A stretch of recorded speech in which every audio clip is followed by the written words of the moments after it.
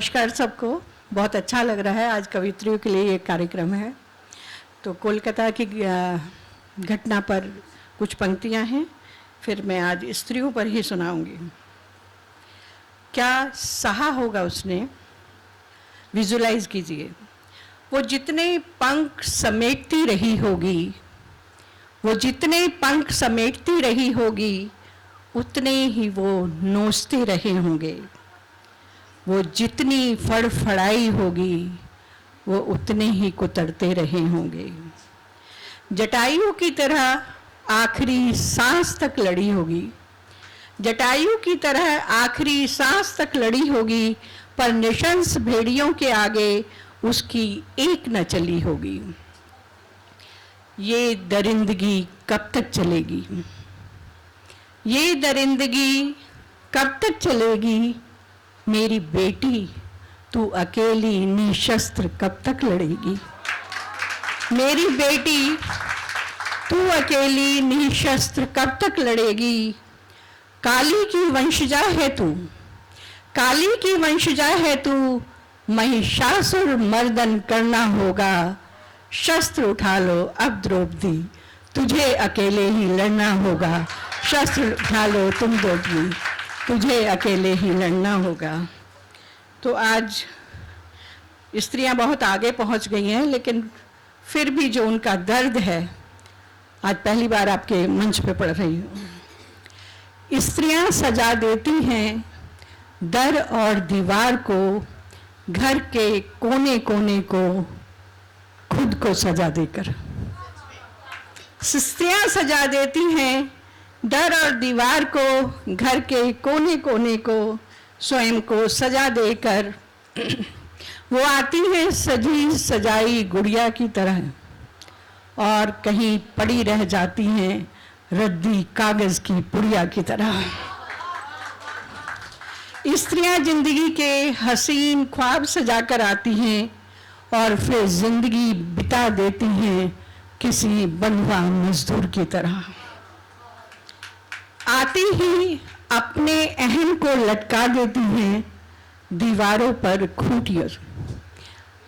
आते ही अपने अहम को लटका देती हैं दीवारों की खूंटियों पर, और सजा लेती हैं पति के अहम को बिस्तर की मखमली चादरों की तरह। और सजा लेती हैं पति के अहम को बिस्तर की मखमली चादरों की तरह।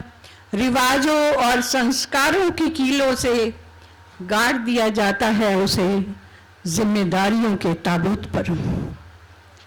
टांग दिया जाता है ड्राइंग रूम में सजे झाड़ फानूस की तरह, जिसमें कभी वो झिलमिलाती हैं और कभी दिप दिपाती हैं जलते बुझते दिए की तरह। स्त्रियां रसोई में आग पर सिर्फ खाना नहीं पकाती, स्त्रियां रसोई में आग पर सिर्फ खाना नहीं पकाती, वे धीमी आंच पर करेलों के साथ पकाती हैं अपने अरमानों को। वे धीमी आंच पर करेलों के साथ पकाती हैं अपने अरमानों को, पूरियों के साथ तलती हैं अपनी भावनाओं को।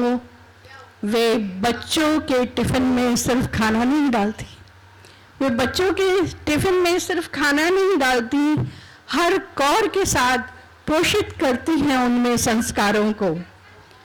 हर रोज मिलती झुड़कियों के साथ झाड़ देती हैं अपने मान और सम्मान को।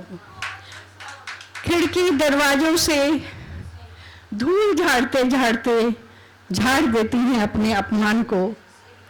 वो अलमारियों में सिर्फ आभूषण और साड़ियाँ नहीं सहेजती, वो अलमारियों में सिर्फ आभूषण और साड़ियाँ नहीं सहेजती, वे सहेजती हैं घर की मान और मर्यादा को।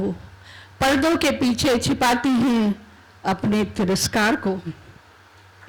वे झुककर बिखरा सामान नहीं उठाती, वे झुककर सिर्फ बिखरा सामान नहीं उठाती, पूरी ताकत से उठा लेती हैं अपने बिखरते हुए वजूद से। पूरी ताकत से उठा लेती हैं अपने बिखरते हुए वजूद को। स्त्रियां सज धज कर सिर्फ अपने लिए तैयार नहीं होती, वो सजाती हैं पति के स्वाभिमान और सम्मान को। स्त्रियां भरी सभा में सिर्फ अपना पल्लू नहीं संभालती, होठों पे हंसी और आंखों में नमी लेकर संभालती हैं अपने तिरस्कार को। जब सबके बीच में कुछ कह दिया जाता है, ये उसका है कि वो होठों पर हंसी और आंखों में नमी लेकर संभालती हैं अपने तिरस्कार को। स्त्रियां सिर्फ घर की दीवारों को अलंकारों से नहीं सजाती, वो उन पर सजा देती हैं अपने टूटे हुए सपनों को। रोज किचन को साफ करते करते मिटा देती हैं अपनी पहचान को। बच्चों की परवरिश में मिटा देती हैं हर अरमान को।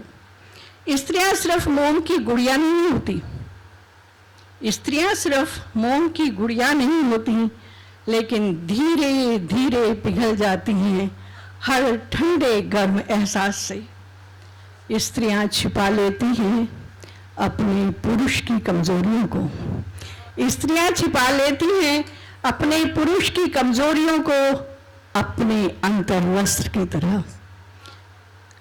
ओढ़ लेती हैं बांझ होने का आक्षेप फटी हुई ओढ़नी की तरह।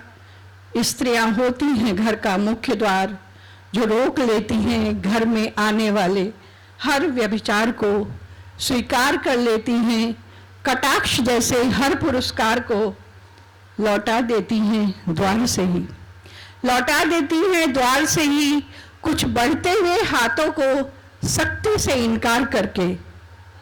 स्त्रियां नहीं होती, लौटा देती हैं द्वार से ही कुछ बढ़ते हुए हाथों को सख्ती से इनकार करके। स्त्रियां नहीं होती, वो होती हैं अपनी माता पिता की परवरिश का आईना, जिसमें वो सबको दिखाती हैं खूबसूरती से, लेकिन उसमें वो खुद कहीं नहीं दिखती। जिसमें वो दिखाती है सबको खूबसूरती से, लेकिन उसमें वो खुद कहीं नहीं दिखती। कहीं खो जाती हैं अपने ही घर संसार में, कहीं खो जाती हैं अपने ही घर संसार में। उन्हें ढूंढना है तो ढूंढिए अपने ही परिवार में, उन्हें ढूंढना है तो ढूंढिए अपने ही परिवार में। धन्यवाद।